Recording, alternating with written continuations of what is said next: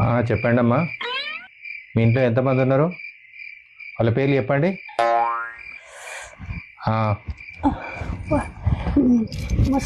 పేర్లు చెప్పండి. సర్వే చేసేటోళ్ళు ఈ అర్ధరాత్రి వచ్చి అయింది. కులం ఏందమ్మా? ఏమండి మీ వయసు ఎంత?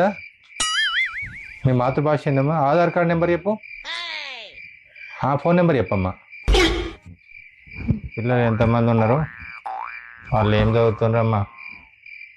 అయ్యో, ఏ క్లాస్ చదువుతున్నారు? పొద్దు నుంచి సాయంత్రం దాకా సర్వే చేసుడేమో గానీ రాత్రి కూడా పడుకున్నాక కూడా ఇదే కలవరింపు. ఏ క్లాస్ దాకా చదువుకున్నారమ్మా? బ్యాంక్ అకౌంట్ ఉందా? ఏమండి లోన్లు ఏమన్నా? ఏం కలవరిస్తున్నావు? ఇది డ్యూటీ కాదు, డ్యూటీ టైం అయిపోయింది. పడకండి.